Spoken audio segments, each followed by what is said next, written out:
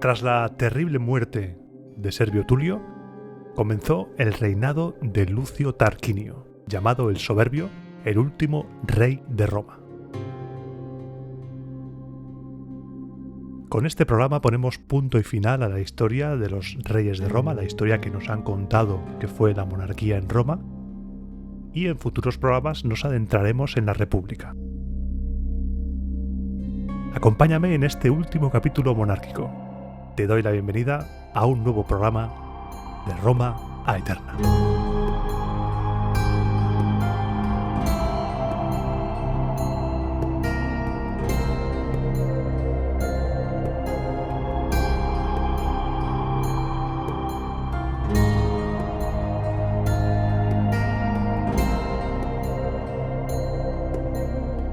Estamos en el año 523 a.C. y Lucio Tarquinio, nieto del rey Tarquinio Prisco, ascendía al trono de Roma tras el brutal asesinato de Servio Tulio y que pasó a la posteridad con el sobrenombre del Soberbio. Lo primero que te quiero explicar es ¿por qué del Soberbio?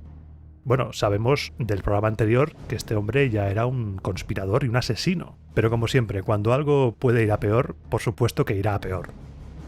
Tito Livio nos dice que el apelativo de Soberbio se lo ganó por sus acciones. La primera de ellas, negarle sepultura a su suegro, Servio Tulio.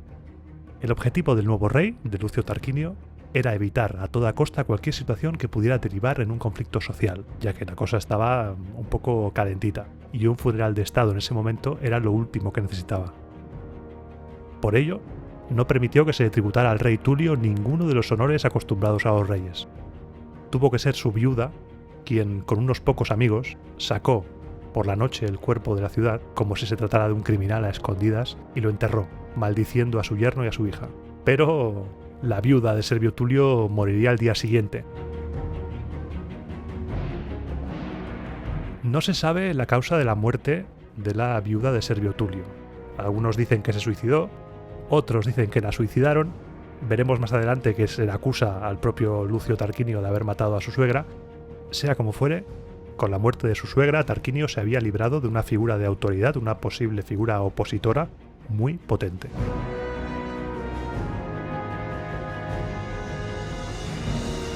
Como te puedes imaginar, el reinado del último Tarquinio empezó repleto de terror. Él era plenamente consciente de que se había hecho con el poder de manera ilegal, así que lo primero que hizo fue rodearse de guardaespaldas armados, al más puro estilo tirano griego, que le seguían a todas partes, hacían guardia donde él estuviera, y cuya misión era evitar que le hicieran a él lo que él le había hecho a su suegro, y empezó a cimentar su poder en base al miedo, todo lo contrario a lo que había hecho Servio Tulio.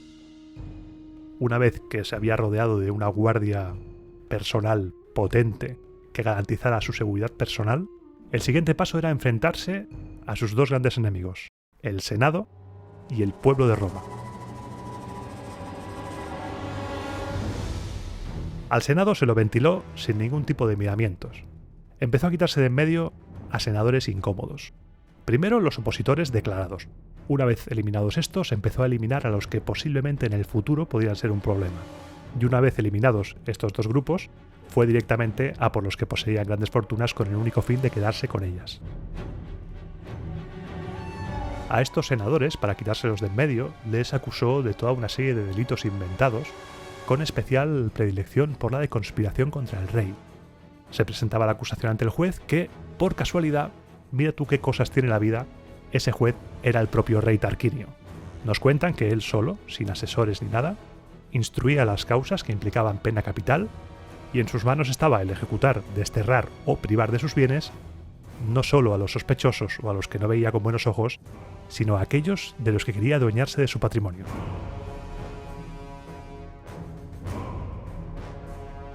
A unos condenaba a muerte, a otros al destierro, pero tanto a unos como a otros les quitaba sus bienes, de los que repartía una pequeña porción entre los acusadores, mientras que él se quedaba con la mayor parte. A los que no podía inventarse ninguna falsa acusación, directamente los mandaba a asesinar. Los sacaba de sus casas en plena noche y a dormir, a degüello, sin tonterías. Con todo esto, Lucio Tarquinio el Soberbio desmanteló la gran mayoría del Senado. Se quedó el Senado vacío.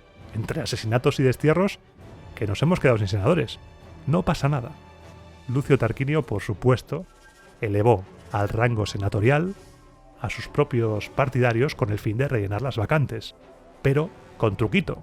Estos senadores nuevos no tenían derecho a ningún tipo de libertad de voto ni de voz. Estaban en las manos de Lucio Tarquinio. Tenían que cumplir sus instrucciones. Nos cuentan que estos senadores sabían que el futuro iba a ser bastante duro, pero no tenían poder para impedir las acciones del soberbio. Es curioso cómo durante esta parte del relato vamos a contemplar la total inacción, la total pasividad, el dejarse hacer, primero del Senado y luego del pueblo. Es como si tuviera demasiado poder como para enfrentarse a él. Podemos establecer un paralelismo sin ningún tipo de problema entre lo que nos cuentan que hizo Tarquinio el Soberbio y lo que nos cuentan años después algunos historiadores sobre los emperadores romanos, como si hubieran hecho un corta y pega o como si desgraciadamente el ser humano de naturaleza malvada se comportara así siempre. Estoy seguro que todo esto que te estoy contando lo puedes asociar y puedes establecer una comparación automática con muchos momentos de nuestra historia, de nuestra trágica historia. Y mientras todo esto pasaba en el Senado, ¿los plebeyos qué?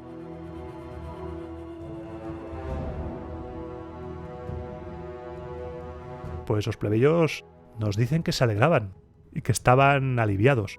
Creían que todo esto era cosa de la clase de los ricos, cosa de los senadores, de la clase patricia, que para ellos esto no supondría ningún problema, que esto era una pelea entre la clase dominante y que a ellos les dejarían hacer.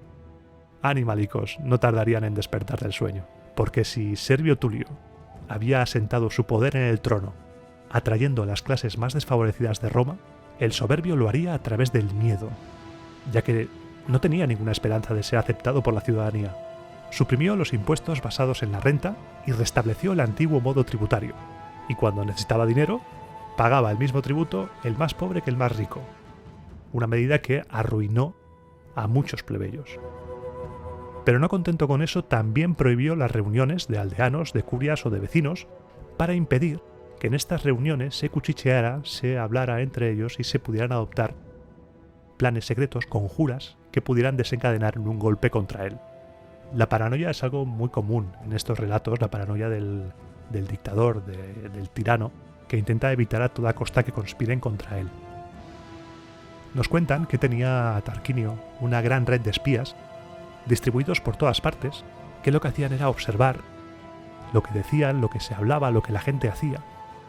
Y estos individuos, estos espías, se metían en las conversaciones de los vecinos y a veces ellos mismos metiendo mierda sobre el tirano, comprobando de este modo el sentir de cada uno, qué es lo que realmente pensaba. Se ganaban la confianza de los vecinos y luego decían, pues mira, este rey, menudo el rey, menudo es.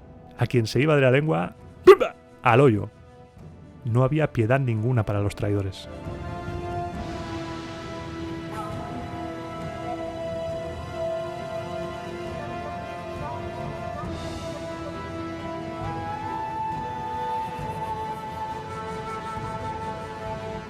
También cuentan que administró él solo todos los asuntos públicos, aconsejándose por familiares.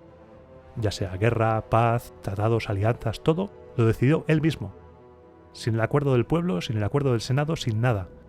Los días de los shows del Servio Tulio convocando al pueblo o yendo en plan vagabundo a convocar al pueblo a una asamblea habían terminado. Estamos ante un rey completamente absoluto. Pero no contento con freír a impuestos a los plebeyos y eliminarles cualquier tipo de derecho a la expresión o la manifestación, después de seleccionar de entre los plebeyos a los más leales para servir en la guerra, porque claro, no se va a arriesgar Lucio Tarquinio el Soberbio a tener entre sus filas a ciudadanos que puede que sean unos traidores y que le vayan a matar. No nos vamos a arriesgar, no vamos a hacernos daño. Entonces seleccionó a los más leales para dedicarlos al ejército y al resto los obligó a realizar trabajos en la ciudad. Pues él creía que el mayor peligro para un monarca era que los ciudadanos más pobres y necesitados estuvieran ociosos, así que todos a trabajar, que tenía planes. Tarquinio tenía grandes planes urbanísticos para la ciudad. tenía que completar las obras inacabadas de su abuelo, de Tarquinio Prisco. Llevar hasta el río los canales de drenaje de las aguas, rodear con pórticos cubiertos el foro, algo muy extraño teniendo en cuenta que entre Tarquinio Prisco y él había habido un pequeño detalle: 44 años de reinado de Servio Tulio. ¿No se hizo nada durante el reinado de Servio Tulio? Todos los plebeyos trabajaban en estas obras a cambio de una discreta cantidad de trigo. Unos extraían piedras de las canteras, otros cortaban madera, otros conducían los carros que transportaban los materiales, otros llevaban la carga sobre los hombros, otros estaban en las excavaciones subterráneas, otros con las bóvedas, otros levantaban los pórticos. Vamos, toda la ciudad de Roma, toda la plebe de Roma estaba empleada como albañil, como mano de obra prácticamente esclava, a las órdenes del rey.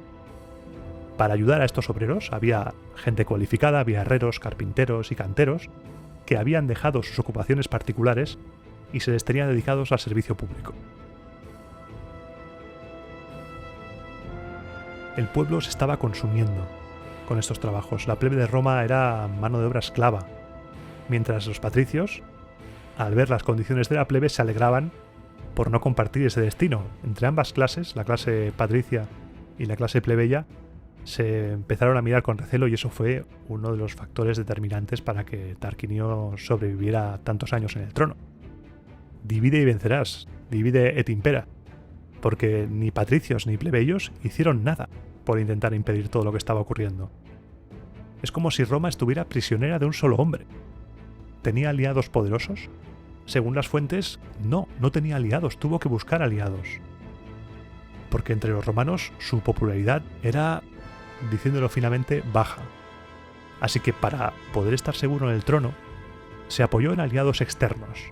Trató de ganarse la confianza del pueblo latino, casando a su hija con un tal Octavio Mamilio Tusculano, ganando aliados gracias a ese enlace matrimonial.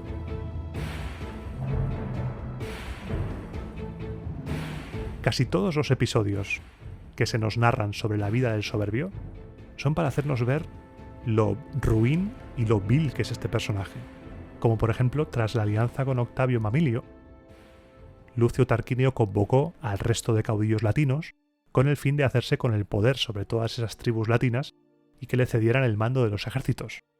Pues bien, todos se reunieron allí, pero Lucio Tarquinio no aparecía en el lugar indicado. En ese momento dio un paso al frente un tal Turno Herminio, que posiblemente sea también invent, como la historia esta, y Turno Herminio, aprovechando el retraso del rey, empezó a rajar, pero a muerte, de Lucio Tarquinio, diciendo lo que había hecho, que estaba esclavizando al pueblo, que había reducido al Senado a la nada, que había conseguido el poder asesinando al rey Servio Tulio, hasta que apareció Lucio Tarquinio, apareció disculpándose por la tardanza en llegar y pidió defenderse de estas acusaciones que había hecho Turno Herminio al día siguiente. El resto estuvieron de acuerdo porque ya era tarde, nos tenemos que ir a dormir. Ya era tarde, así que acordaron aplazar esa reunión entre caudillos latinos y Lucio Tarquinio para el día siguiente.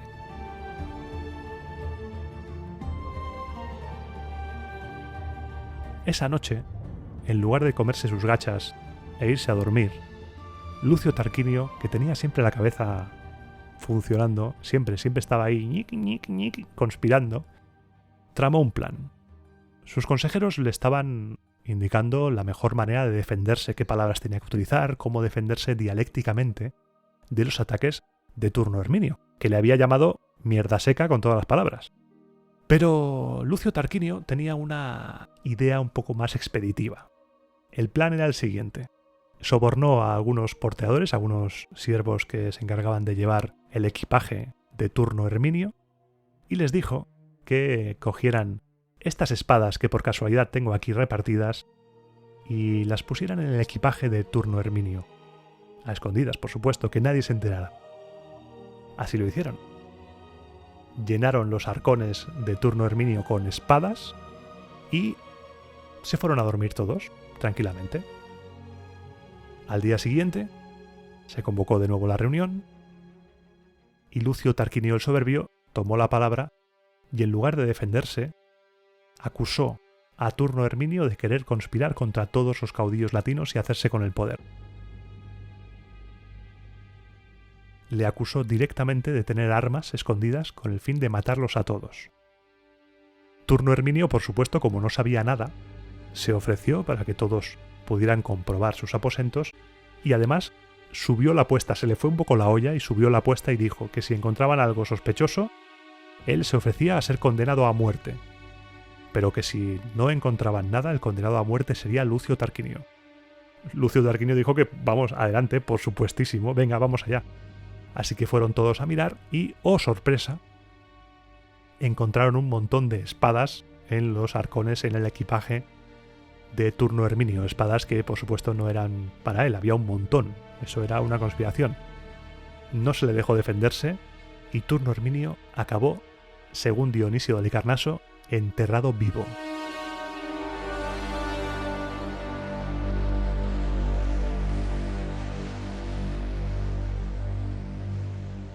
Esta historia de Turno Herminio, posiblemente invent, le sirvió a Lucio Tarquinio para renovar el acuerdo de los latinos con Roma, que se remontaba a los tiempos de Tulio Hostilio. Pero no todo era malvado, ni malo, ni negativo, en lo concerniente a su acción de gobierno.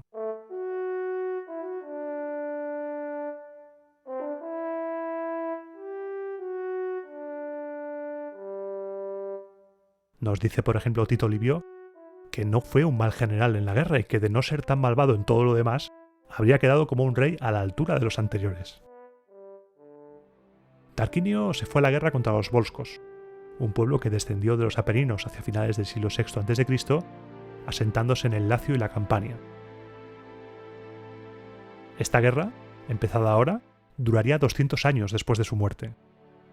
Y también tomó al asalto la ciudad de Suessa Apomecia, no sé si te acuerdas, la ciudad en la cual estaban exiliados los hijos de Anco.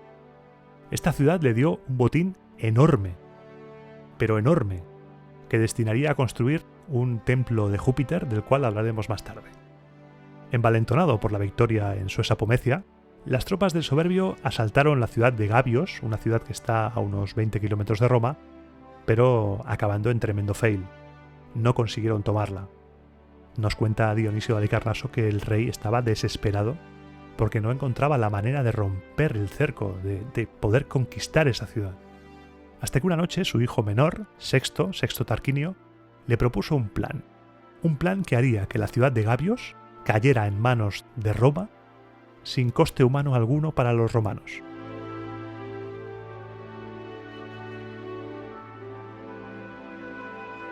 El plan era el siguiente. Lucio Tarquinio retiraría las tropas, levantaría el asedio y simularía dedicarse a la construcción del templo de Júpiter y a las otras obras de arquitectura que estaba llevando a cabo, haciendo ver que se había olvidado de la guerra, que son cosas que pasan, mira, no os hemos podido conquistar, cogemos las cosas y nos vamos. Mientras tanto, Sexto, el hijo menor, porque tuvo 3 hijos, Sexto Tarquinio, Arrunte Tarquinio y Tito Tarquinio, iría a la ciudad de Gabios y fingiría haber desertado de las filas de su padre, harto de su crueldad. Y así se hizo.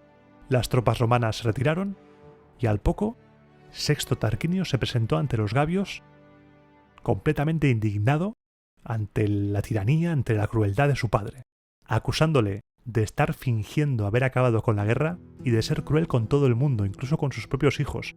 No estaba mintiendo Sexto ahí, porque realmente estaba fingiendo haber acabado con la guerra, pero con esa estratagema, los gabinos recibieron a Sexto con los brazos abiertos, porque ya el Soberbio tenía fama de ser un mal bicho, así que no les extrañó nada, todo les encajó. Le dijeron, bueno, chaval, no pasa nada, has encontrado un hogar. Lo admitieron sin ningún tipo de problemas en la vida pública de la ciudad de Gabios, y poco a poco Sexto Tarquinio fue incitando a los ciudadanos a reemprender la guerra contra los romanos. Les empujaba a luchar contra esa soberbia odiosa que ni siquiera sus propios hijos podían soportar. Participó en pequeñas escaramuzas, totalmente amañadas, por supuesto, estaban compinchados Sexto y su padre, con las que fue ganando prestigio entre los gabinos hasta que le dieron el mando de las tropas de la ciudad. Los gabinos de verdad creían, estaban convencidos de que Sexto Tarquinio era un regalo de los dioses para que fuese su general. Era muy popular entre los soldados, ya que trabajaba con ellos codo con codo, se manchaba con ellos, peleaba con ellos y además se mostraba generoso en el reparto de botín. Cuando todo estuvo a punto, Sexto Tarquinio envió un mensajero a su padre para preguntarle qué hacer a continuación. El rey recibió al mensajero, pero no le dio una respuesta verbal. En su lugar, condujo al mensajero al jardín de palacio, donde crecían adormideras que estaban ya listas para recolectar. Adormidera, abro paréntesis, opio, o sea, vamos, que iban a tope allí. Y a su paso, junto con el mensajero, Lucio Tarquinio iba arrancando a golpes de bastón la cabeza de todas las adormideras que sobresalían. Después de hacer esto y sin dar ningún mensaje al mensajero, le despachó. El mensajero cabalgó rápido hacia Gabios y le transmitió el mensaje a Sexto Tarquinio. Le dijo lo que había visto, le dijo que no le había dado ningún mensaje verbal, pero Sexto entendió la referencia al momento. Sabía lo que tenía que hacer.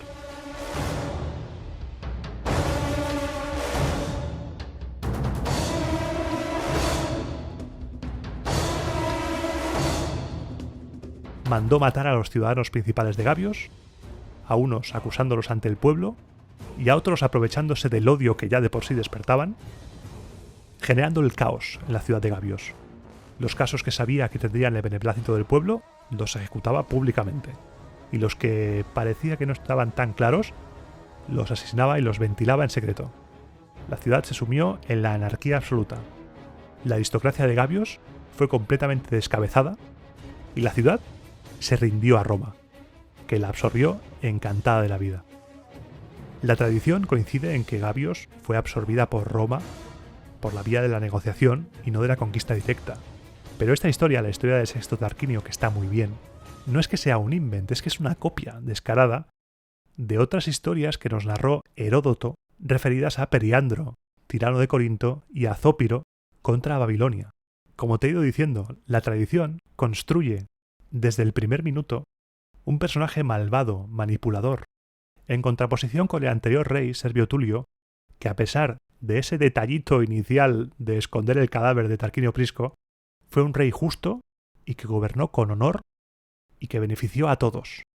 Están haciendo el juego del contraste, de míralo este que malo y míralo que bueno el anterior. Con Gabios en su poder, el soberbio renovó la alianza con los etruscos y entonces sí se pudo dedicar a las tareas urbanas.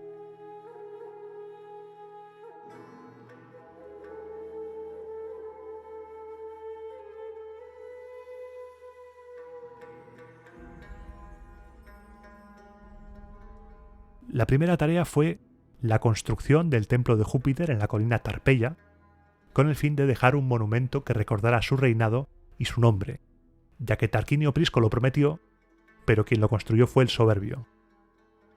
Cuando se pusieron manos a la obra y empezaron a despejar la zona, con el fin de poder empezar las obras, surgieron dos grandes presagios. El primero, para poder liberar la zona de los demás cultos y dedicarla exclusivamente a Júpiter y al templo que se le iba a erigir, decidió desacralizar algunos santuarios y capillas que el sabino Tito Tacio, ese sabino que había reinado con Rómulo pero que luego misteriosamente murió, había inaugurado allí. Al comenzar a construir el edificio, se cuenta que los dioses emitieron una señal de su voluntad para significar la grandeza de Roma. Las aves, con su vuelo, consintieron la desacralización de todas las capillas, excepto una, la del lugar sagrado de Término. Este presagio y augurio fue interpretado en el sentido de que el no cambiar Término de sitio y el ser el único dios que no podía ser desplazado de su recinto consagrado, vaticinaba la firmeza y la estabilidad del Estado. Como curiosidad, la estación de tren más importante de Roma se llama Termini.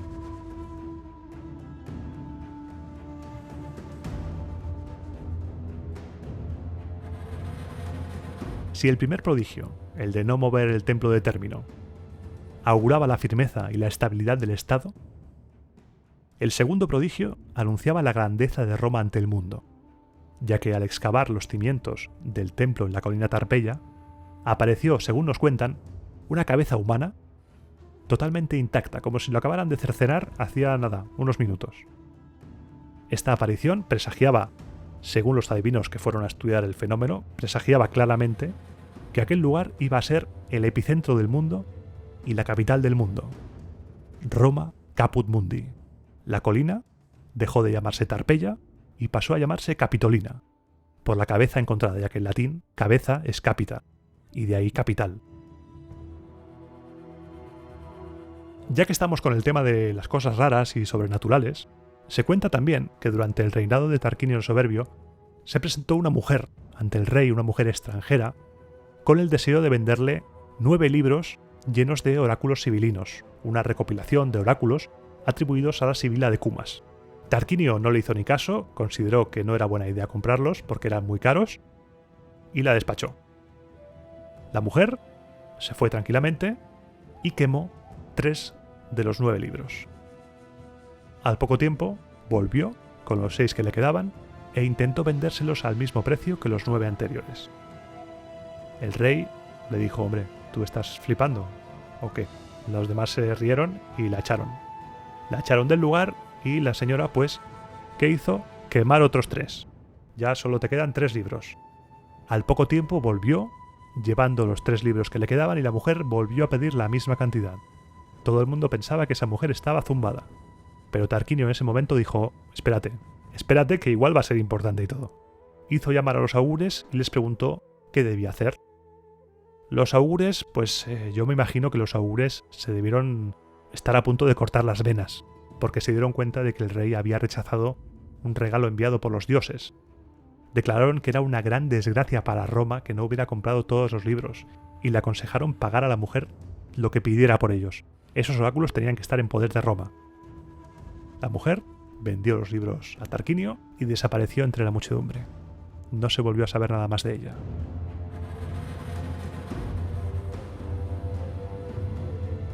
Tras la expulsión de los reyes, la ciudad asumió el cuidado de los oráculos y designó para su custodia a los ciudadanos más distinguidos, que desempeñan este cargo de por vida y quedan exentos de prestaciones militares y de cualquier otra obligación ciudadana. Todo lo consultaba el Senado a los libros sibilinos. Se cuenta que hasta la Guerra Social, que duró del 91 al 88 a.C., los libros se guardaban bajo tierra, en el templo de Júpiter Capitolino, en una urna de piedra, vigilada por 10 hombres. Más tarde, Cayo Julio César elevaría su número a 16. Imagínate lo grande que era este templo, que para la construcción tuvo que recurrir a obreros de toda Etruria. No bastaba con los obreros forzosos de la ciudad de Roma con la plebe, tuvo que coger mano de obra de fuera. Cuando acabó las obras, viendo que habría un exceso de mano de obra, se despachó rápido el tema y envió, según nos dicen, colonos a Signia y a Circellos. No tenía miramientos en despacharse a la gente este hombre. Pero seguimos con el misterio, seguimos con los augurios, con los presagios. Y es que durante esta construcción también, durante la construcción de estos proyectos, surgió otro prodigio.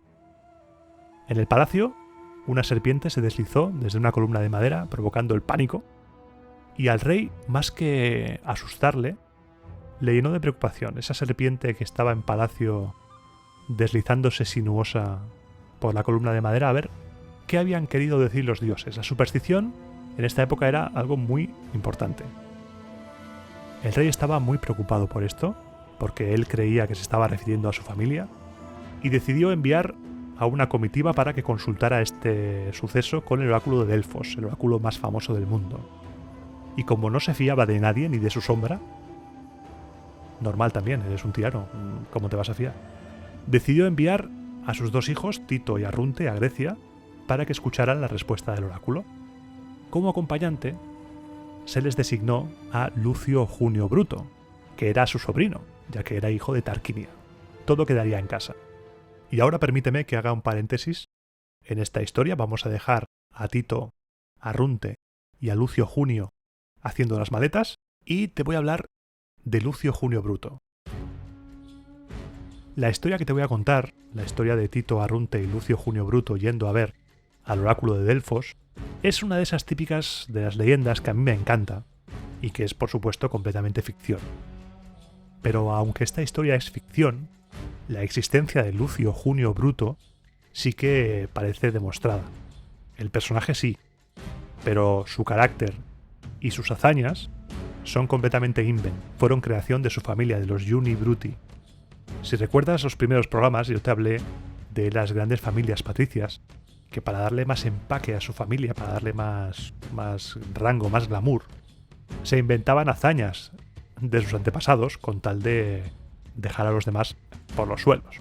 Total, nadie podía comprobarlo. A ver, desmiénteme tú que mi antepasado era el que le cambiaba las zapatillas al rey. Aporta pruebas. Cerramos el paréntesis para que tengas claro que Lucio Junio Bruto sí que existió, pero que todo lo que te voy a hablar de lo que hizo y de cómo era es invent. Y seguimos con él.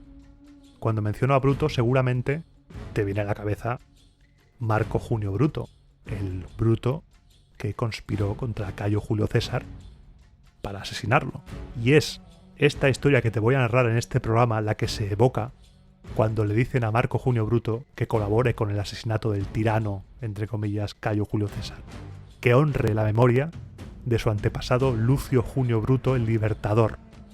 Y es este personaje del cual te voy a hablar ahora mismo.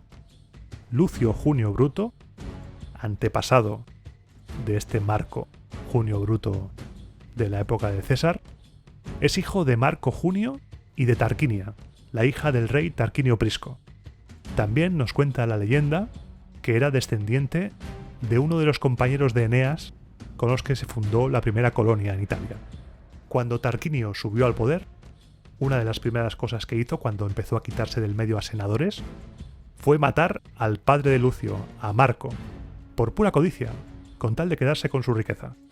Después de matar a su padre, Tarquinio también mató a su hermano mayor, porque el hermano mayor había jurado venganza por el asesinato de su padre, así que se quitó de en medio a todo aquel que le pudiera ocasionar problemas. En ese momento Lucio Junio decidió que si quería seguir vivo, tenía que interpretar el papel de necio, de tonto, de inútil, para que Tarquinio no viera en él ningún tipo de peligro. Fue la única manera de mantenerse vivo. Dejó que el rey dispusiera de su persona y de sus bienes lo que hiciera falta. Ni siquiera rechazó el apelativo de Bruto que le puso el rey. El rey Lucio Tarquinio Prisco, según nos cuentan las fuentes, tanto Tito Livio como Dionisio de Halicarnaso, fue quien le puso el nombre de Bruto a Lucio Junio y ya se quedó. Bruto significa tonto, necio. Es el mismo rol que nos han dicho que muchos personajes a lo largo de la historia han tenido que desempeñar con tal de mantenerse vivos. Por ejemplo, el emperador Claudio nos dicen que se hizo el tonto para evitar ser envenenado. Llegaremos a eso. Pero es el tipo de personaje que no es en absoluto un necio, que es muy listo, tan listo como para mantenerse con un perfil bajo, sobrevivir, dejar que todos crean que no supones ningún peligro, que eres un inútil, que no eres nadie, para esperar tu momento y vengarte de todos.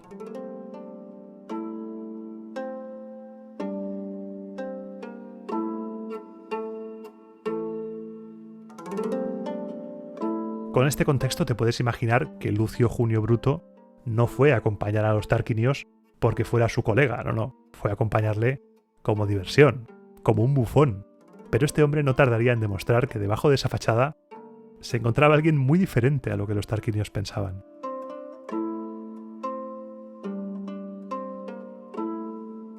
Una vez en Delfos, los tres, y acabado el encargo que les mandó su padre, los hijos de Tarquinio querían saber cuál de ellos reinaría, sobre cuál de ellos recaería el trono de Roma tras Lucio Tarquinio el Soberbio. Nos cuentan que de las profundidades de la gruta, una voz les respondió: el poder supremo de Roma lo tendrá aquel de vosotros, jóvenes, que primero dé un beso a su madre. Los tarquinios, para que el otro hijo, Sexto, que se había quedado en Roma, no se enterase del oráculo y quedase descartado automáticamente de la lucha por el poder, pactaron no decirle nada a nadie y dejar al azar cuál de ellos, al regresar a Roma, daría primero un beso a su madre. Pero Bruto, que había escuchado todo y comprendió al instante que las palabras del oráculo no eran palabras literales, sino que tenían otro significado completamente diferente al que los tarquinios habían entendido, al salir simuló perder el equilibrio, simuló caerse a consecuencia de un resbalón, y en ese momento sus labios tocaron el suelo, sus labios rozaron la tierra, besando así a la madre de todos los seres humanos, a la madre tierra. Esta historia cambia si la lees de Tito Livio o si la lees de Dionisio de Halicarnaso. Dionisio te dice que por supuesto fue en Grecia, pero Tito Livio nos cuenta que fue al volver a Roma, que hizo como que se resbalaba y en Roma besó el suelo. Es lo mismo, la madre tierra es para todos, da igual en Italia o en Grecia. Regresaron a Roma sin contratiempos, sin problemas, y se encontraron una Roma que estaba preparándose para combatir contra los rútulos.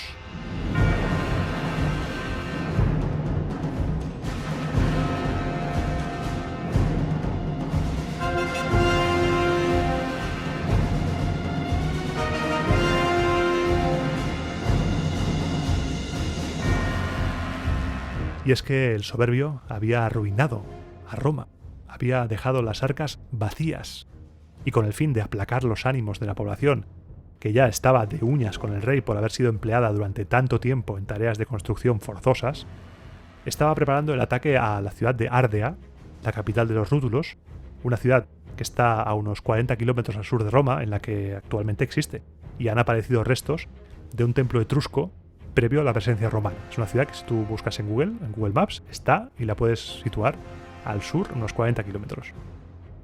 Las tropas del rey intentaron tomar al asalto rápidamente la ciudad, pero no fue posible, así que se preparó todo para un asedio que fue largo y tortuoso.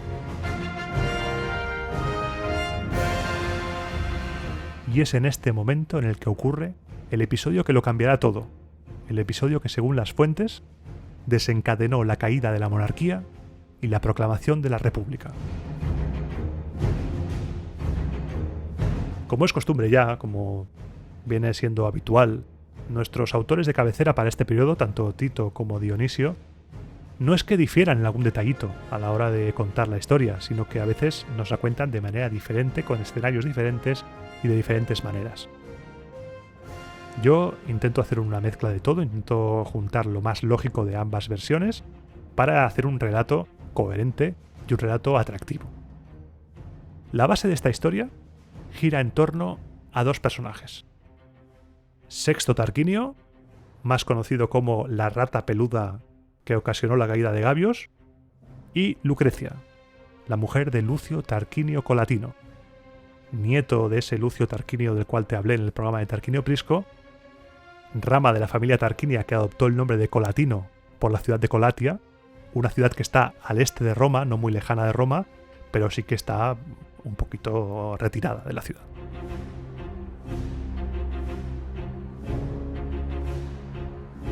Tito Livio nos dice que Sexto Tarquinio supo de la existencia de Lucrecia una noche etílica, en la cual estaba bebiendo con sus hermanos y con Lucio Tarquinio Colatino, en la que la conversación acabó derivando en hablar sobre las respectivas mujeres de cada uno. Por supuesto, cada uno puso por las nubes a su mujer, y llegaron a discutir sobre qué mujer era mejor, que la mía es mejor, no, que la mía es mejor, que te meto, que no, que tal. Colatino zanjó el asunto diciendo que no había necesidad alguna de discutir, que en cuestión de horas esto lo podíamos comprobar. En un momento podían comprobar cuánto aventajaba a Lucrecia, su mujer, a cualquier otra mujer. Invitó a los tarquinios a cabalgar con él hasta la ciudad de Colatia para comprobarlo. Y bastante borrachos, bastante tocaditos, cabalgaron a toda velocidad hasta la ciudad de Colatia, donde se encontraron a Lucrecia tranquilamente, pasando el rato en casa, trabajando la lana, rodeada por sus esclavas. Los tarquinios pudieron comprobar de primera mano que Colatino no exageraba, que Lucrecia era una mujer digna de admirar, y en ese momento Sexto Tarquinio se encaprichó profundamente de Lucrecia. Un deseo irrefrenable de poseerla le invadió. Dejémoslo ahí. Pasamos al relato de Dionisio de Halicarnaso. Dionisio, por su parte, no menciona en ningún momento o ninguna noche etílica a lo resacón en Las Vegas, resacón en Ardea. Nada, ninguna reunión entre Colatino ni los tarquinios en la cual empezaran a hablar de sus mujeres, ni cabalgar de una ciudad a otra, nada. Dionisio directamente nos dice que Sexto se alojaba como invitado en casa de Colatino, ya que eran familia, Y con el paso de los días ese deseo irrefrenable fue creciendo en Sexto.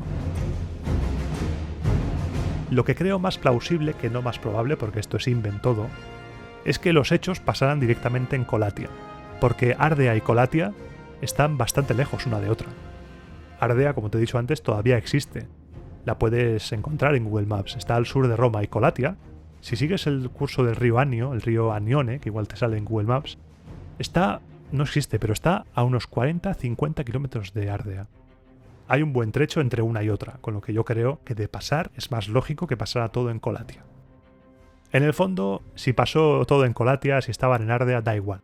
Fueron pasando los días hasta que llegó la noche fatídica.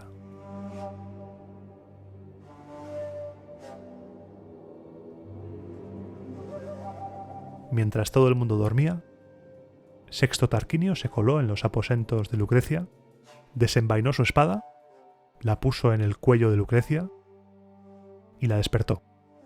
Lucrecia se encontró a un Tarquinio que le confesaba su amor, le suplicaba e intentaba por todos los medios que se dejara poseer por él, cambiando a veces amenazas, a veces amor. Lucrecia, indefensa, temblando, no sabía lo que hacer.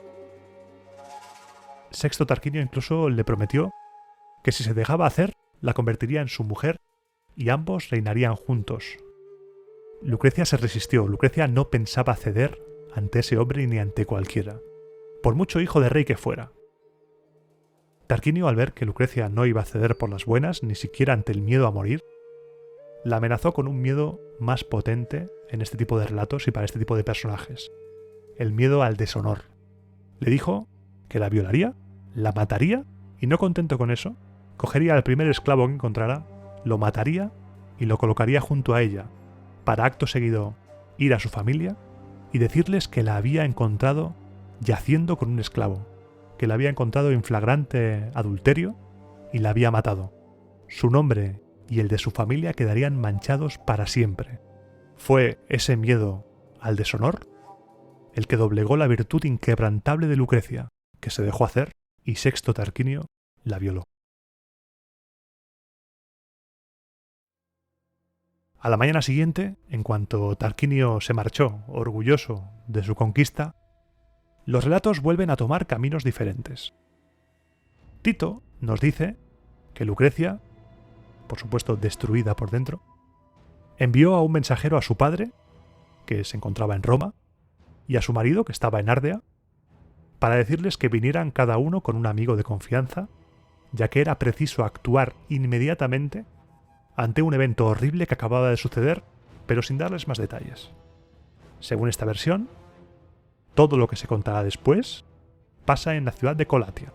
Dionisio, que como ya es costumbre presenta una versión más potente y mucho más teatral, le mete siempre Dionisio ese plus de teatralidad griega que nos encanta, nos dice que esa mañana Lucrecia se vistió completamente de negro, destrozada también por dentro, escondió un cuchillo bajo sus ropas y se fue caminando hacia Roma, sin hablar con nadie, cabizbaja, en silencio, maquinando el siguiente movimiento.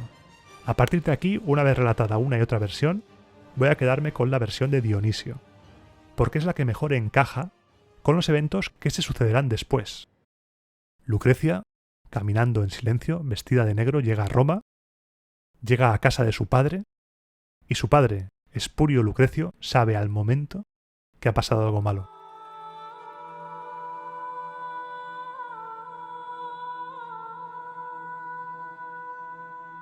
Ella, sin decir nada, manda a llamar a su marido, pues tiene que decirles algo muy grave. Acaba de ocurrir algo muy grave.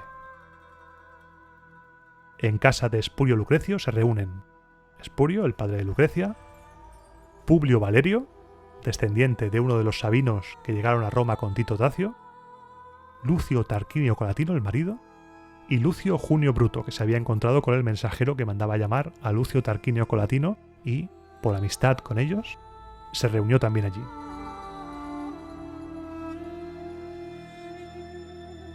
Se reúnen todos y está Lucrecia en el centro, sentada en una silla, completamente abatida, vestida de negro, pálida, y no aguanta más. se echa a llorar y cuando Colatino le pregunta ¿estás bien, Lucrecia?, Lucrecia le contesta: No. ¿Cómo puede estar bien una mujer que ha perdido el honor?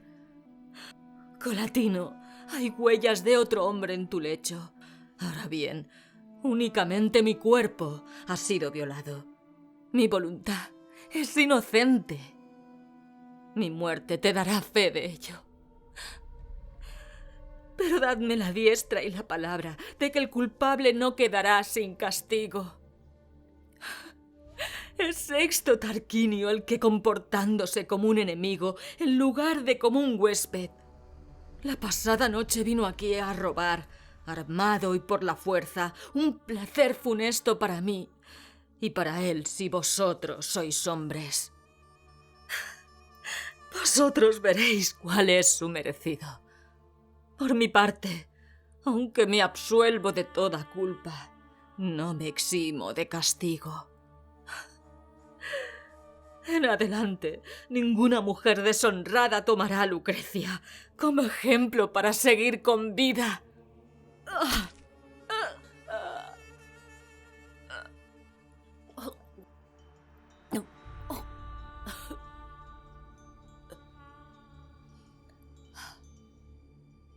Lucrecia se clavó en el corazón el cuchillo que tenía oculto entre sus ropas y, doblándose sobre su herida, se desplomó entre los gritos de desesperación de su padre y de su marido.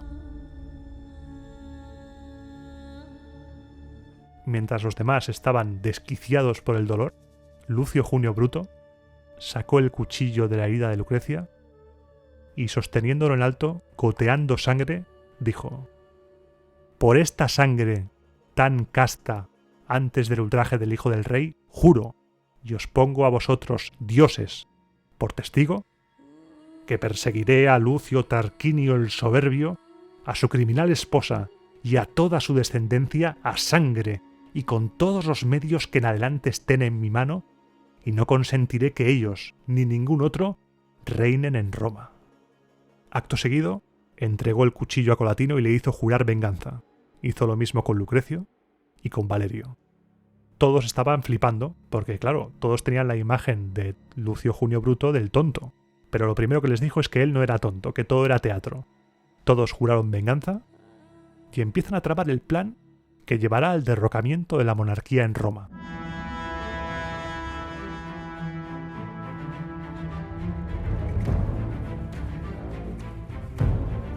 El plan, con Bruto como líder, tenía como objetivo expulsar a Tarquinio y a sus hijos de la ciudad. Para ello era muy importante estar unidos patricios y plebeyos. Lo primero que tenían que hacer era ganarse a la plebe. La gente estaba harta de la tiranía de Tarquinio y hacía falta una mecha que encendiera la rebelión. Y esa mecha sería el cadáver de Lucrecia. Bruto les convenció de que lo mejor era sacar el cadáver de Lucrecia tal cual está, lleno de sangre, al foro, con el fin de enardecer los ánimos de la gente. Los demás se preguntaron: vale, ¿y después qué? Expulsamos a Tarquinio, muy bien. Pero, ¿qué pasa después? ¿Qué gobierno tendremos en Roma? Aquí hubo disparidad de opiniones. Unos decían que lo mejor era mantener la monarquía pero con otro rey, otros decían que no hacía falta, que lo que había que hacer era dejar los asuntos de gobierno en manos del Senado, como ocurría en otros lugares, y había otros, en cambio, que proponían una democracia a la ateniense, ya que dejar el poder en manos de un tirano o de una oligarquía era igual de peligroso, ya que ambos, con sus abusos hacia los humildes, provocaban levantamientos sociales. No había acuerdo entre ellos sobre lo que pasaría después. En ese momento Bruto tomó la palabra y expuso su idea de lo que tendría que ser el Estado romano después de la expulsión de Lucio Tarquinio el Soberbio. Lo primero que les dijo es que no había tiempo que perder en debates. Lo importante era librarse de la tiranía y después ya se vería lo que se haría. Después ya veremos. Primero vamos a quitarnos de en medio a este tío, que es un cáncer para Roma, y después ya veremos. Eso sí, aconsejó que se decidiera lo que se decidiera, se cambiara el nombre del régimen y nunca más se llamaran reyes ni monarcas a los que fueran a tener el poder, sino que era más preferible darles un nombre más cercano, un nombre más humano. Bruto también propuso que sería muy interesante que el poder que ahora tenía el rey se le confiara a dos personas. Aquí Dionisio barre para casa y pone el ejemplo de Esparta, que tenía 2 reyes. Bruto cuenta que al dividir el poder en 2 y tener ambos la misma fuerza, serían menos soberbios y orgullosos, según Bruto. En su cabeza era espectacular, y es un sistema que puede ir muy bien, pero 2 personas con la misma atribución de poderes, si están de acuerdo es estupendo, pero en el momento en el que las posturas se enconan y uno dice que sí y otro dice que no, ¿cómo se resuelve la cosa? Lo veremos en futuros programas. Bruto continuó su exposición de cómo debía ser el futuro del Estado romano, hablando de los símbolos. Los símbolos de la realeza, los cetros, las coronas de oro, los vestidos púrpura, se deberían dejar solo para las festividades y procesiones triunfales, en la que esos ornamentos se llevarían en honor de los dioses. Pero en cambio sí que abogó por mantener la silla curul, la toga blanca bordeada de púrpura y los líctores. Menos mal que Bruto había dicho que tenían prisa, porque siguió hablando. También recomendó que los mandatos de estos 2 gobernantes, no duraran más de 1 año, ya que en caso de mantenerse más tiempo en el poder, se corría el riesgo de caer en la corrupción y la tiranía. Solo habría en Roma un rey vitalicio, una persona que se encargara de los sacrificios y que no tuviera ninguna responsabilidad política ni militar, un rex sacrorum, encargado solo de eso. Por supuesto, no hacía falta comentar que se establecería que ningún asunto que se decidiera en el futuro se decidiera sin el consejo del Senado. Los gobernantes de la ciudad estarían bajo el control del Senado, y solo de esa manera el desempeño de su magistratura sería segura. Todos estuvieron de acuerdo con la visión del futuro Estado que expuso Bruto, y designaron como interrex a Espurio Lucrecio, padre de Lucrecia, que lo que haría sería, llegado el momento, traspasar el poder real, en lugar de a un nuevo rey como se hacía hasta ahora, se lo pasaría a Lucio Junio Bruto y a Lucio Tarquinio Colatino, que ostentarían el poder bajo el cargo de cónsules. Pasaríamos de un rey a 2 cónsules gobernando Roma. Al respecto de esto del consulado de los cónsules, hay teorías que afirman que al tener la palabra cónsul su origen en consejero, es muy posible que ya existiera durante la monarquía, que fueran los consejeros del rey, una especie de validos, y que la única transición que se hizo fue otorgarles a ellos los poderes que tenía el rey.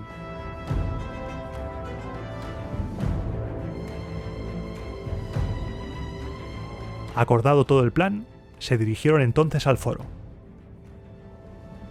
Salieron de la casa de Espurio Lucrecio, en comitiva, se fueron sumando todos los patricios, y la comitiva iba acompañada del cadáver de Lucrecia, portado por criados sobre un lecho recubierto de telas negras, sin amortajar y empapada en sangre. Ordenaron que se pusiera el cadáver ante el edificio del Senado, en un lugar alto y visible, y a continuación se convocó la asamblea del pueblo, ya que según nos cuentan, Lucio Junio Bruto era tribuno y podía convocar asambleas. La gente se empezó a reunir, en un momento toda Roma estaba en el foro, y cuando no cabía nadie más, Bruto subió a la tribuna, colocó junto a él a los patricios y habló a los romanos. Ciudadanos, pueblo de Roma.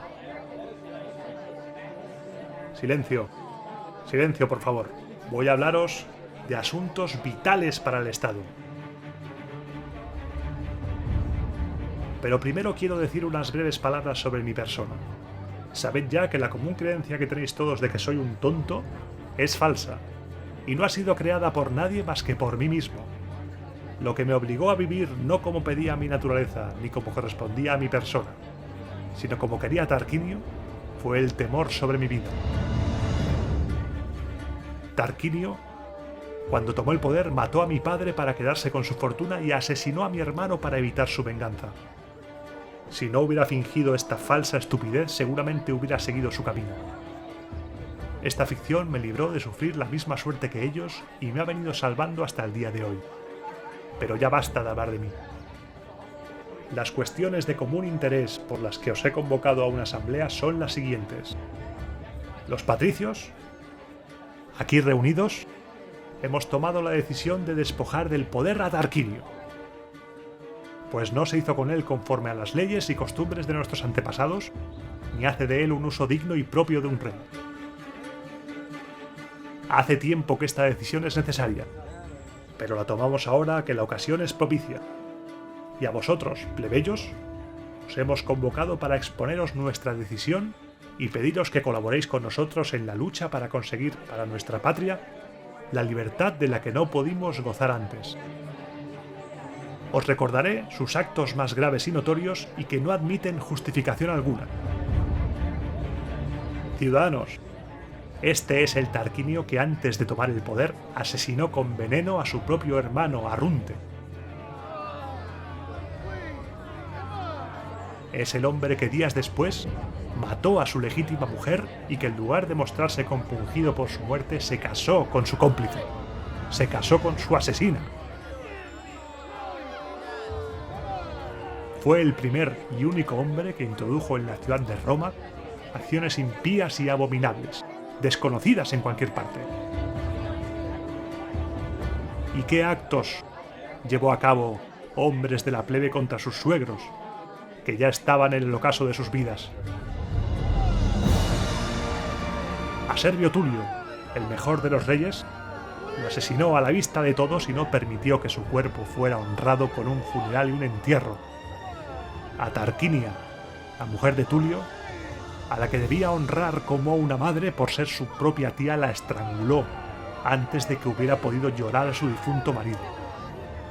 Así trató Tarquinio a quienes lo habían salvado, en cuya casa se había criado y a quienes iba a suceder cuando murieran, si hubiera esperado un poco más, un poco, hasta que la muerte les llegara de manera natural.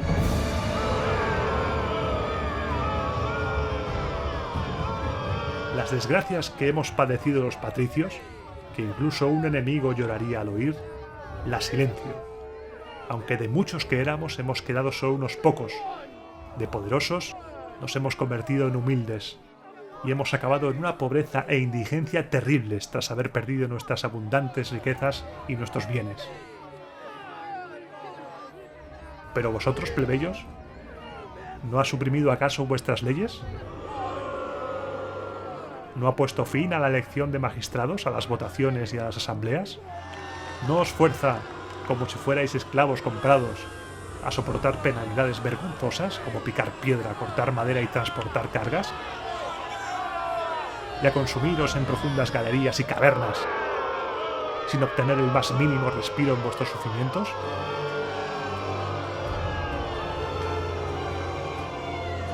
¿Cuál será el límite de nuestras desgracias? ¿Cuál?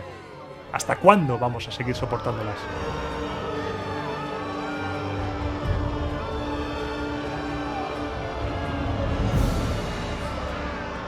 ¿Cuándo vamos a recobrar la libertad de nuestros padres? ¿Cuando Tarquinio muera? Por Júpiter, si sus hijos son peores que él. Para que no tengáis que adivinar las execrables naturalezas de los hijos del tirano, contemplad la obra de uno de ellos, contempladla.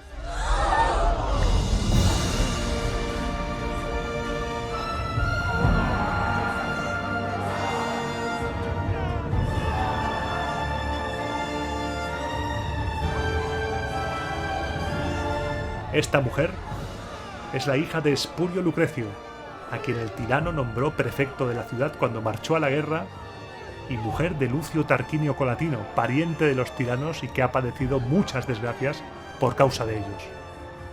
Esta mujer, que deseaba conservar su virtud y amaba a su marido, cuando Sexto Tarquinio estaba la pasada noche hospedado en su casa, en virtud de su parentesco, y Colatino estaba ausente, estaba en el campo de batalla, soportó ultrajes que no es justo que sufra una mujer libre.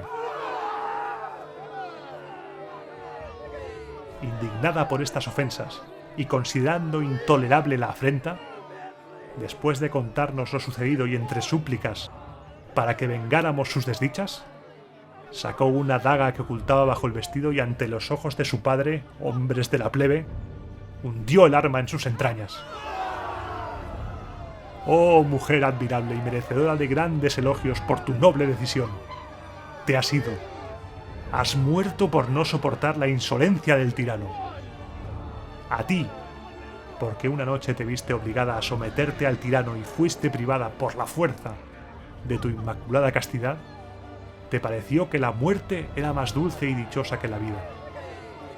¿Acaso no nos van a mover los mismos sentimientos a nosotros, a quienes Tarquinio no un día, sino ya 25 años nos ha estado privando de todos los placeres de la vida al habernos despojado de la libertad con su tiranía?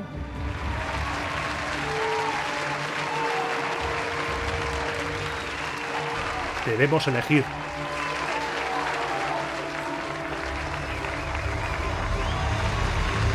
Ciudadanos, debemos elegir una vida libre o una muerte gloriosa. Ha llegado la ocasión que esperábamos, pues Tarquinio está ausente de la ciudad. Los patricios somos los jefes de esta conjura, y si nos lanzamos con ardor a la empresa no nos faltará nada.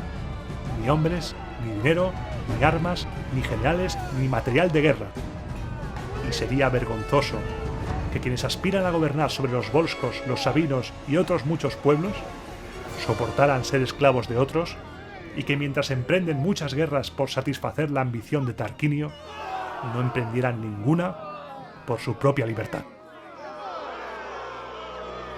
Oh dioses paternos, buenos guardianes de esta tierra, oh divinidades a quienes ha correspondido el cuidado de nuestros padres, oh ciudad de Roma, la más amada por los dioses de entre todas las ciudades en la que hemos nacido y nos hemos criado. Nosotros os defenderemos con nuestras vidas, dispuestos a sufrir todo lo que la divinidad y el destino nos deparen.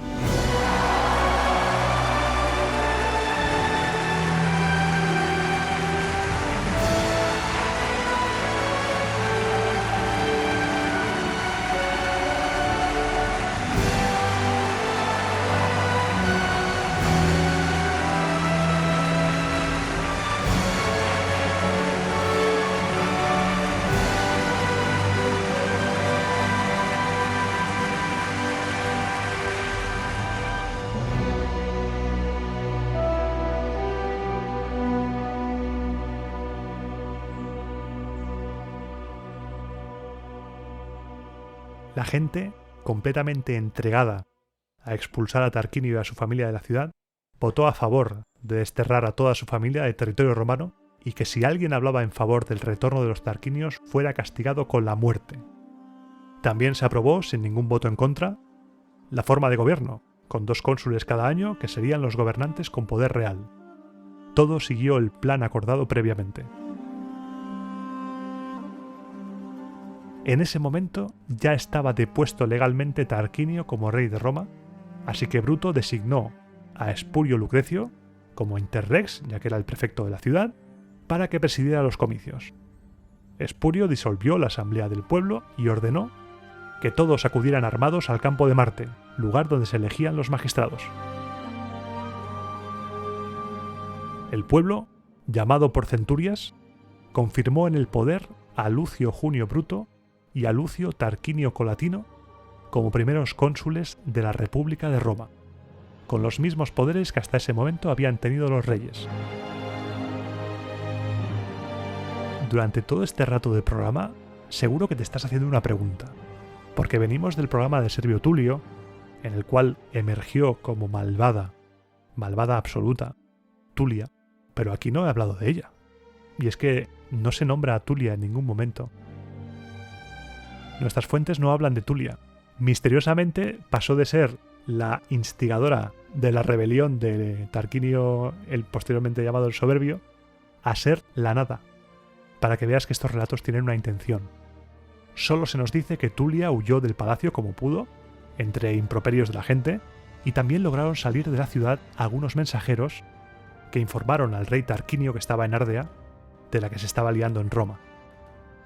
En ese momento nos cuentan que Lucio Tarquinio, el Soberbio, cabalgó furioso a toda prisa desde su campamento en Ardea hasta Roma para intentar acabar con la rebelión, pero lo único que se encontró al llegar a la ciudad fueron sus puertas cerradas y las almenas llenas de soldados armados que no dudarían ni un segundo en atacar si llegara a acercarse lo suficiente. Y de este modo, tras 25 años de reinado y por una rebelión desencadenada por un crimen que él no había cometido, acabó, según nos cuentan, el reinado de Lucio Tarquinio, apodado el Soberbio. Con su destierro se producía, según las fuentes, la caída de la monarquía en Roma tras 244 años. Había nacido la República.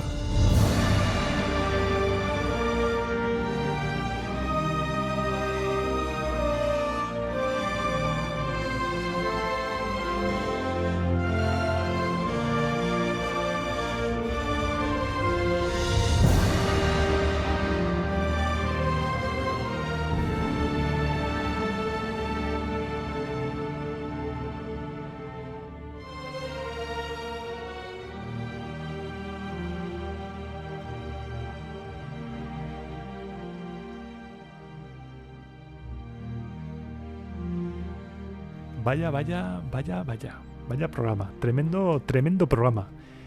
Voy a beber un poco mientras quito la música. Un poco.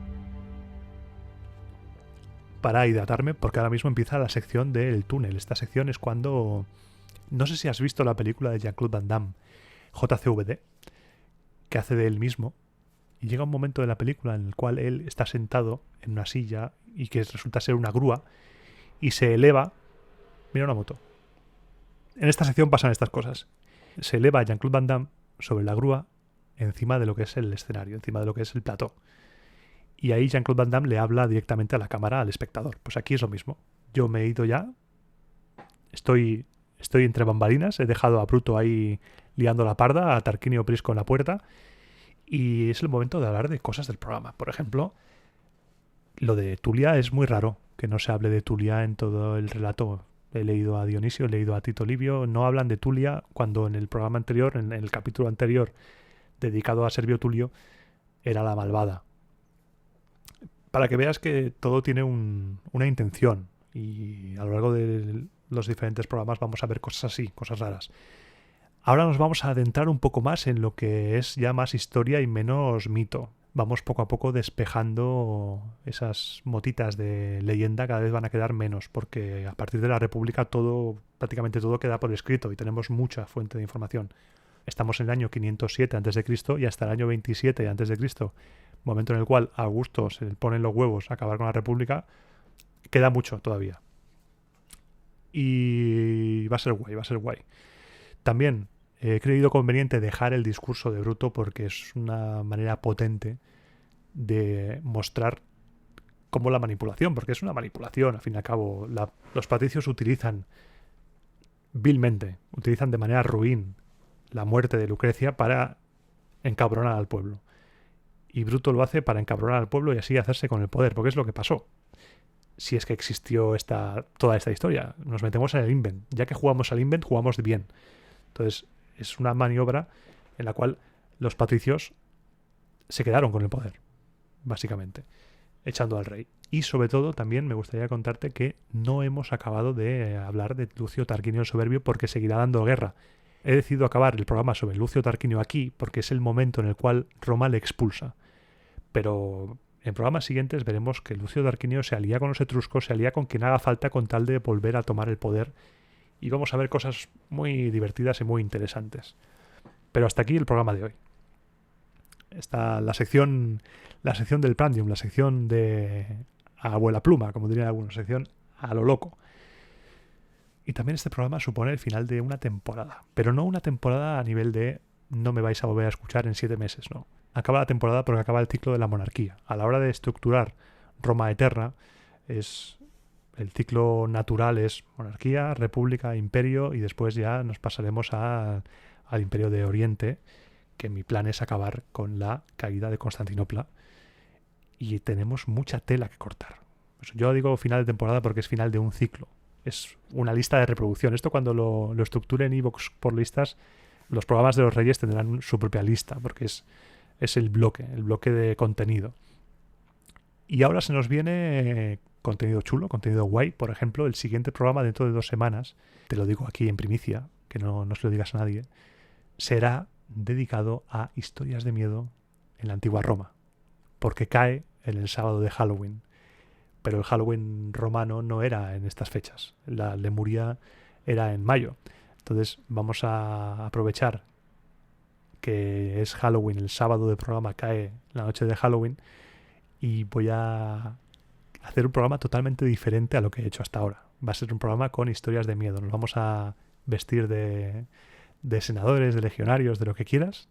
Ponte tu disfraz, porque nos vamos a reunir en el foro, un foro que estará a oscuras, un foro que estará completamente decorado con cosas macabras, y vamos a emprender un viaje en la Galera del Misterio, que se llamará esta serie nueva de programas spooky, programas de miedo. La Galera del Misterio, en un detalle, un guiño a la nave del misterio de Iker Jiménez, pues he pensado que es divertido que se llame así porque es una galera. En lugar de una nave, nos vamos a ir en una galera navegando por las aguas de lo truculento y de historias de fantasmas en la antigua Roma. Eso va a ser muy divertido. Y bueno, habiéndote hecho spoiler del siguiente programa, que está bien también, porque así sé si te quedas hasta el final. Si comentas algo al respecto de esto es porque sé que has escuchado esto hasta el final, esta mega chapa del final del programa, que es completamente sin guión y según me salga. Y te lo agradezco profundamente, te lo agradezco de verdad. Como agradezco también la gente que apoya con su aportación mensual en iVoox y sus coffees, y sois unos maquinotes. Sois tremendos hachazos de gente, sois la guardia pretoriana del podcast, y estoy ahí trabajando en maneras de agradecerlo un poco más. En Twitter he puesto un hilo con mapas que creo que es interesante que se tenga acceso a los mapas, porque creo que el conocimiento tiene que estar más accesible a todo el mundo. Eso de los mapas lo quiero utilizar para ilustrar mejor lo que se nos viene ahora. El primer mapa que sacaré, lo sacaré con el programa de la República, cuando empiece a hablar de la República, para que veamos en qué situación estaba Roma en ese momento a nivel de territorio. Porque la primera República Romana, los primeros años de la República fueron bastante jodidos, ahora que hablamos en confianza. Y Roma estuvo a punto de desaparecer algunas veces.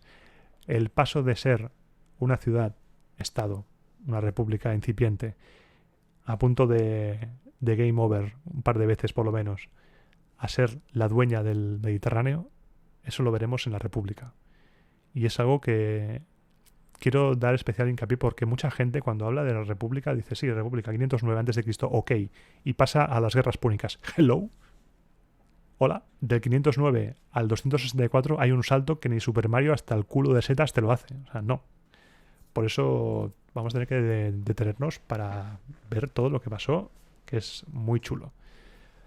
Como siempre, sabes que puedes escribirme y localizarme por Twitter en @RomaAeternafm, o bien por correo electrónico en romaaeternapodcast@gmail.com. Puedes escribirme para cualquier cosa. Yo encantado de contestarte, encantado de responder cualquier cosa que me quieras decir. Aquí estamos para lo que haga falta. Y es un placer, es un auténtico placer que me escuches, es un auténtico placer ver cómo poco a poco el podcast está creciendo, y me pone colorado. Cuando veo algunos comentarios me pongo colorado, porque yo lo hago con el cariño, con el máximo cariño y lo mejor que puedo, y ver que acompañas a las personas, que acompañas a alguien, que puedes incluso alegrarle el día a alguien. Dice, mira, tengo un mal día, pues ha salido el programa y tal. Esas cosas te llenan, porque en el fondo cuando hacemos esto es para que tú que estás escuchándome me escuches y te lo pases bien. Este es un rato guay, un rato agradable, y si aprendemos algo por el camino, estupendo. Pero lo primero es que nos lo pasemos bien y disfrutemos, y paro porque si no me voy a emocionar, porque soy un poco pantoja. Después del programa de Halloween, madre mía, las carreras de Fórmula 1 que hay en mi barrio. Después del programa de Halloween, ¿qué va a pasar? Bueno, como ya comenté, antes de adentrarnos en la República, me gustaría hablar de, por un lado, todo lo que es la política en la República, los cargos, cómo funcionaba el tema, el cursus honorum, cómo acceder, edades, tal cual, para tener claros algunos conceptos que vamos a hablar, tribuno de la plebe, el censor, el cónsul, procónsul, todo eso, pues que nos suenen esas cosas. Lo que no sé si lo haré en un programa o en varios, porque quiero hablar de, por un lado, la política, el ejército, hacer una visión general del ejército romano durante toda la República, para dejar ya esas cosas claras, y un programa sobre la esclavitud. Me llama mucho la atención hacerlo porque es un tema fundamental para entender el sistema económico en Roma la esclavitud y hay que diferenciar mucho y muy bien de la esclavitud como concepto del siglo XIX ligado a un aspecto racial de la esclavitud del mundo grecolatino. Una esclavitud en la cual podías caer, da igual tu raza. O sea, ahí da igual. La casilla de la calavera podías caer de muchas formas. Así que va a ser ahí. No sé si lo haré en 2, en 3. En 3 estaría guay dividir política, ejército y esclavitud.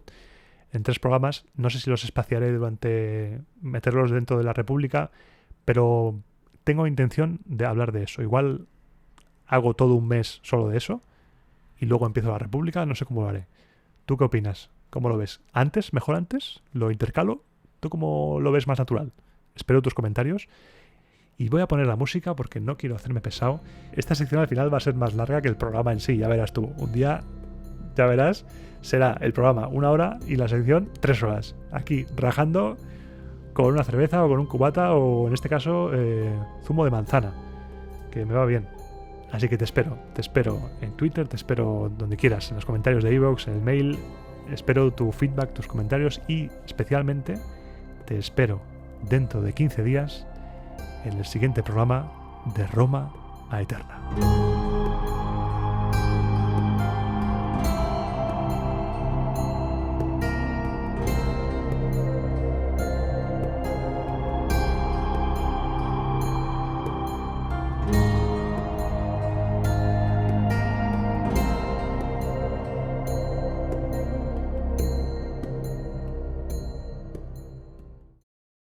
Perdóname, Sergio, por poner un fade out.